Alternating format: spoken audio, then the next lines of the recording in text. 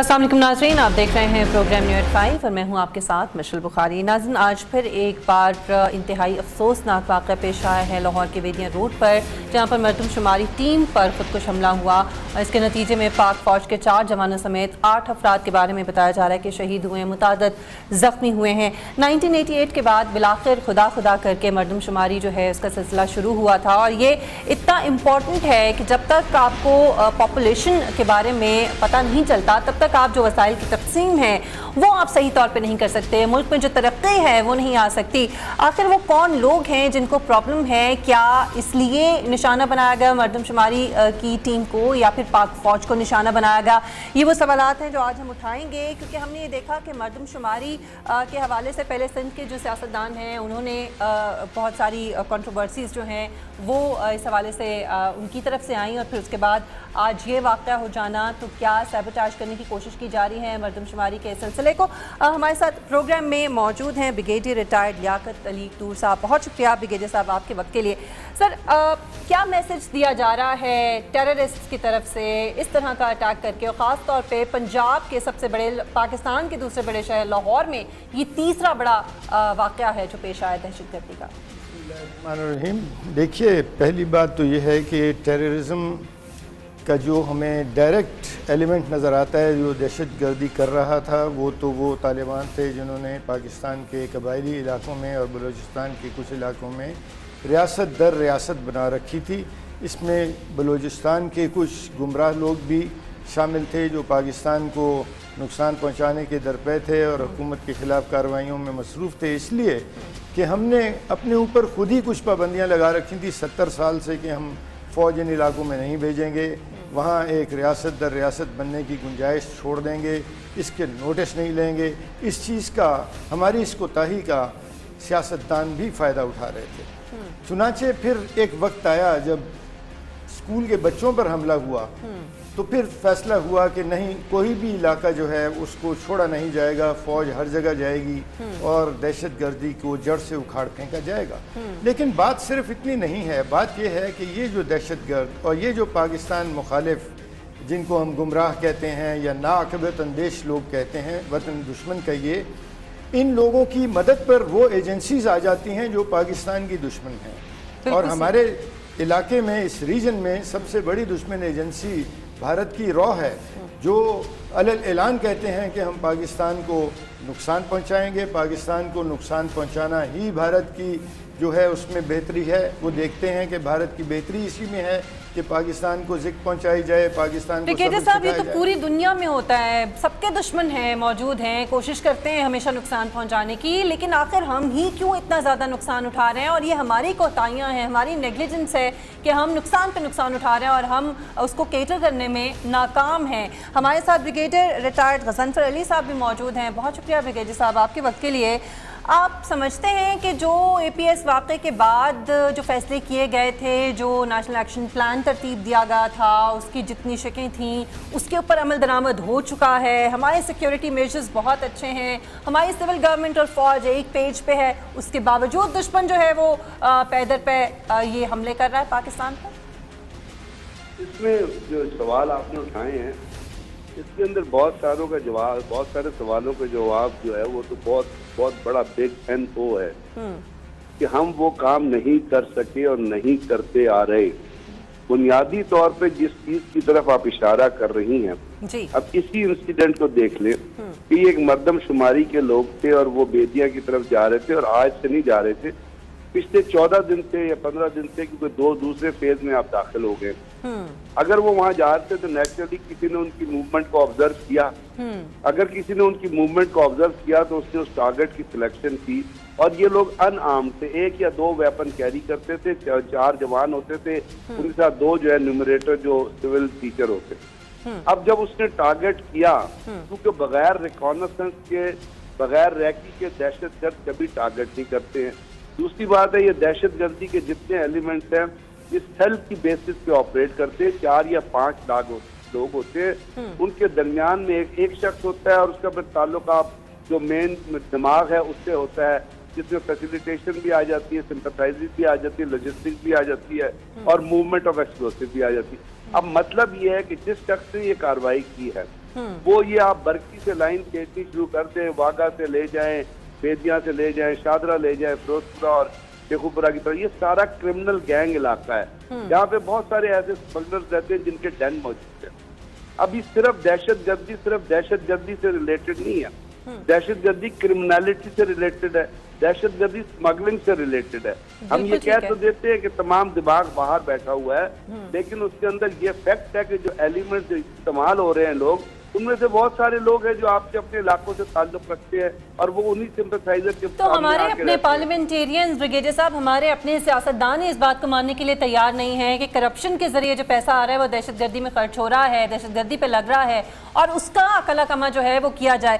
Brigadier لیاقت طور صاحب، آپ کو لگتا ہے کہ یہ جو بار بار ہم ابھی لاہور میں ہم نے جو 2 واقعات دیکھے اور اس سے پہلے اے پی ایس کے واقعے کے بعد ابھی آپ نے خود یہ کہا کہ اب فوج جو ہے وہ ہر جگہ جائے گی، رینجرز کو اختیارات ہوں گے، اس کے باوجود پنجاب گورنمنٹ جو ہے وہ رینجرز کو اختیارات دینے پر تیار نہیں تھی، اب جا کے جب لاہور میں 2 واقعات ہوئے، بڑے واقعات، تو رینجرز کو اختیارات دیے گئے۔ آپ سمجھتے ہیں کہ وہ اتنے اختیارات دیے گئے ہیں اور اگر پراپر طریقے سے ان کو اختیارات دیے جاتے تو آج یہ واقعہ پیش نہ آتا؟ دیکھیے، اگر کسی نے آئین پاکستان پڑھا ہے تو پراپر طریقہ تو انٹرنل سیکیورٹی میں فوج کو استعمال کرنے کے لیے آرٹیکل 245 ہے، اور ہمارے سیاستدان آرٹیکل 245 کو استعمال کرنے سے گریز کرتے ہیں، اور وہ گریز اس لیے کرتے ہیں کہ آرٹیکل 245 کے تحت استعمال کیا تو فوج کو وہ پاورز مل جائیں گی جس کی وجہ سے وہ مؤثر آپریشن کسی کے خلاف بھی کریں گے، اور کسی کے خلاف اگر کیا تو اس میں ان کے اپنے لوگ جو لوگوں کو دبانے کے لیے استعمال ہوتے ہیں، جو لوگوں کو ووٹ لینے کے لیے استعمال ہوتے ہیں زبردستی، وہ لوگ پکڑے جائیں گے۔ سو یہ ہماری ایک بہت بڑی پرابلم ہے۔ دوسرے ہمارے قانون میں حکم ہے کہ ہمارے قانون میں آپ پولیس کو اور جو سرکاری ملازمین ہیں ان کی گواہی کو آپ کہتے ہیں کہ جب انٹرسٹڈ پارٹیز ہے، اس گواہی کو آپ مانتے نہیں، اس لیے گواہی آپ کو چاہیے سول سے۔ تو ان لوگوں کے خلاف جو زبردست ہیں، جنہوں نے معاشرے کو دبایا ہوا ہے، ان کے خلاف گواہی کون دے گا؟ چونکہ ان کے خلاف گواہی نہیں آتی، اس لیے یہ بڑے سے بڑا جرم کرنے کے بعد وکٹری کے سائن بناتے ہوئے باہر نکل آتے ہیں، اور آپ دیکھتے رہ چلے جاتے ہیں، آپ کی جو ایجنسیز ہیں ان کی بے عزتی ہو جاتی ہے۔ تو ہماری پارلیمنٹ کو چاہیے کہ یہ قانون چینج کرے۔ ایک اور بات، کیا چاہیے لیکن ہو نہیں رہا نا۔ دوسری بات میں کہنا چاہتا ہوں کہ کیسی قیامت پاکستان میں نہیں ٹوٹی دہشت گردی کے ہاتھوں، لیکن ہم ایمرجنسی کیوں نہیں لگاتے؟ کیا ہمارے آئین میں لکھا ہے کہ ایمرجنسی لگانا کوئی گناہ کبیرہ ہے؟ آپ ایمرجنسی کیوں نہیں لگاتے؟ حالت جنگ میں تو ہم سال سے ہیں، دوسرے ملک تو فوراً ایمرجنسی لگاتے ہیں۔ فرانس میں انسیڈنٹ ہوا، انہوں نے فوراً ایمرجنسی لگائی۔ انگلینڈ میں انسیڈنٹ ہوئے، انہوں نے وہاں پر فوج کشی کی، آئرلینڈ میں 30 ایئرز، اور 38,000 انگریز جو ہے وہ اس میں کام آیا اس جنگ میں۔ Point to be noted. Brigadier Ghazanfar صاحب، پولیس اصلاحات، کیونکہ کیا فوج نہیں سب کچھ کرنا ہے؟ پولیس کے اندر جو پنجاب میں خاص طور پہ اصلاحات ہونی چاہیے تھی، اس کے اوپر کسی قسم کی کوئی توجہ نہیں دی گئی، یہ کتنا ضروری تھا خاص طور پہ اس طرح سے دہشت گردی کے واقعات کے بعد؟ مشل، آپ نے ٹھیک کہا، پولیس کی اصلاحات بہت ضروری ہے۔ اصلاحات کے ساتھ سب سے پہلے پولیس کو ریسورسفل بنانا، اکوپمنٹ دینا، ان کو ایڈوانس ویپنری دینا، یہ بہت زیادہ ضروری ہے۔ ہم نے پولیس، اب ہوا یہ کیا ہے، پورے سسٹم کو تو دیکھیے، آپ نے رینجرز کو اختیارات دیے، رینجرز کے اختیارات پر اپنے قدغن لگا دی اور ان کو یہ کہا کہ جی آپ جہاں جائیں گے آپ پولیس کو ساتھ لے کے جائیں گے، پر آپ سی ٹی ٹی کو ساتھ لے کے جائیں گے۔ اب آپ کا جو تھریٹ پھیلا ہوا ہے وہ ملٹی فیریس ڈائریکشن میں ہونا یہ چاہیے کہ اگر آپ کے پاس انٹیلیجنس آ رہی ہے تو میری نظر میں ایک جگہ ایک جگہ رینجرز جائے، ایک جگہ پولیس جائے، اور سب کے پاس پورے اختیارات ہوں، اس کے ذریعے آپ فزیکل آپریشن کریں جو آپ نے پورے پروونس میں شروع کیا ہوا ہے۔ اور اس کے ساتھ ساتھ مشل ایک بہت بڑی ضروری چیز یہ ہے، ایک تو لیجسلیشن تو چاہیے نا آپ کو، جو بریگیڈیئر صاحب نے کہا، لیکن میری نظر میں سب سے زیادہ ضروری جو آج تک آپ نہیں کر سکے کہ یہ جتنے دہشت گرد ہیں، آپ یقین کریں، میں آپ کو ورڈ آف اتھارٹی بتا رہا ہوں کہ میں نے ان میں سے بہت ساروں کو انٹرویٹ ہم نے کیا ہوا ہے، یہ تمام کے تمام ڈسٹریکٹڈ اس طرح ہیں کہ ان کے اندر مذہب کی غلط تصویر اب जो है वो पोर्ट्रे की गई है, वो प्रोजेक्ट की गई, वो इंडक्ट की गई है। ये नहीं, जो बुनियादी चीजें की जानी चाहिए थी ब्रिगेडियर साहब, उस पर ही काम नहीं हो सका। वक्त चूंकि हमारे पास बहुत कम है। आज भी हमने देखा कि गुज़श्ता धमाके को सिलेंडर धमाका जो है वो कहा गया, चलिए हमने मान लिया। आज भी जब ये धमाका हुआ तो पहले हुकूमत ने इसको भी सिलेंडर धमाके का रंग देने की कोशिश की। ऐसा लगता है कि जैसे कबूतर की तरह बिल्ली को देख के आंखें बंद करने की कोशिश की जा रही है, हालांकि फेस करना ज़रूरी है, ठोस इक़दामात उठाना ज़रूरी है। बहुत शुक्रिया ब्रिगेडियर रिटायर्ड गज़नफ़र अली साहब, ब्रिगेडियर रिटायर्ड लियाकत अली तूर साहब, आपका भी बहुत शुक्रिया। नाज़रीन, एक ब्रेक मुझे यहाँ लेना है, ब्रेक के बाद वापस आते हैं हमारे साथ।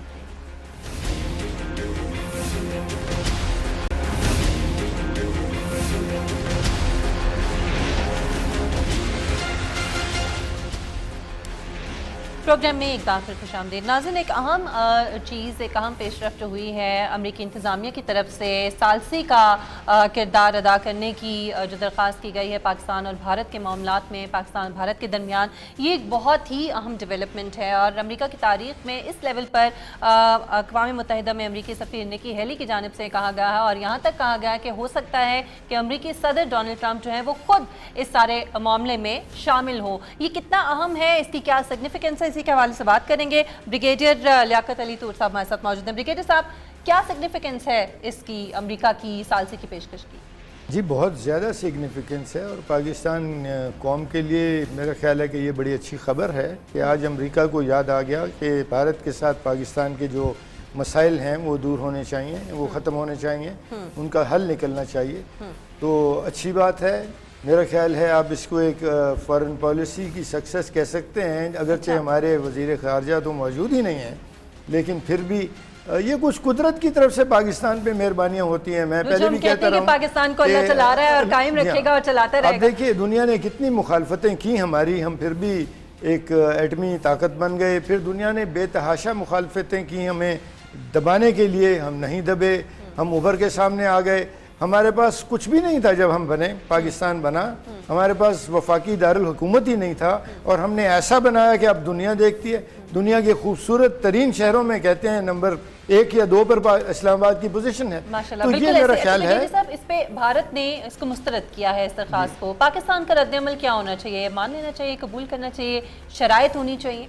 पाकिस्तान को ज़रूर माननी चाहिए ये सालिसी, और भारत जब इससे इनकार करता है तो वो ये साबित करता है कि उसके दिल में चोर है और वो गलत काम किए बैठा है और उस गलत काम से पाकिस्तान के साथ वो ज़बरदस्ती का रवैया रखता है कि पाकिस्तान हमसे दब जाए और मान ले जो कुछ हमने किया है, फेट अकम्पली को एक्सेप्ट कर ले। ये इनकार का मकसद फेस सेविंग भी हो सकता है भारत का, कि पहले इनकार कर दो, फिर उसके बाद जब ज़्यादा ज़रा थोड़ा सा प्रेशराइज किया जाए तो मान लिया जाए। जब बहुत ज़्यादा प्रेशर आएगा तो भारत को मानना पड़ेगा कि मुझे गलत काम किया हुआ है। जब गलत काम किया हुआ है, कश्मीर पे गलबा रखा हुआ है, गासिबाना कब्जा किया हुआ है, कश्मीरियों के इंसानी हुकूक जो हैं वो छीने हुए हैं, उन्होंने उनको जुल्म सितम से उनके ऊपर उनके जुल्म सितम के पहाड़ तोड़े जा रहे हैं। ठीक है। तो अच्छा ब्रिगेडियर साहब, इसमें जो अमेरिकी सफीर ने बात की है वो ये कहा ख़ास तौर पे, जिस चीज़ पे बहुत जोर दिया कि इससे पहले कि ज़्यादा मामलात जो हैं वो कशीदा हों, ये सीरियसनेस बढ़े, हम चाहते हैं कि पहले से मामलात को हल किया जाए।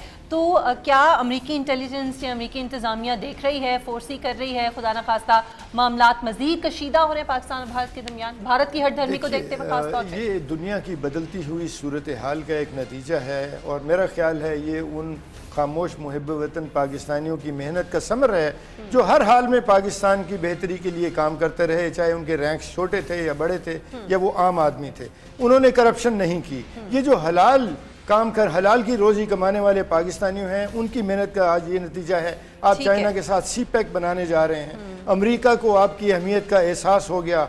अमेरिका अब ये चाह रहा है कि पाकिस्तान को बिल्कुल अपने से अलग ना कर दे। पाकिस्तान का जो झुकाव चाइना की तरफ है शायद उसको कम करने की कोशिश है और अमेरिका एक बार फिर अपनी तरफ अट्रैक्ट करने की कोशिश कर रहा है। ब्रिगेडियर साहब, वक्त चुके हमारे पास खत्म हो गया प्रोग्राम का। बहुत शुक्रिया आपके वक्त के लिए, प्रोग्राम में शामिल होने के लिए। और आप जैसा कि कह रहे हैं कि बड़ा खुशाइंद है अमेरिका का जो ये जेस्चर है, अब पाकिस्तान को क्या शराइत रखनी चाहिए और अपने मफादात का ख्याल किस तरीके से रखना चाहिए और कैसे खारजा सतह पर जो है वो इस मामले को देखना चाहिए, ये पाकिस्तान का काम है और उम्मीद करते हैं कि इसके ऊपर बहुत ज़्यादा तवज्जो के साथ जो है कोई फैसला किया जाएगा। नाज़रीन, प्रोग्राम का वक्त यहाँ ख़त्म होता है। मिशेल बुखारी को इजाज़त दीजिए। अल्लाह हाफ़िज़।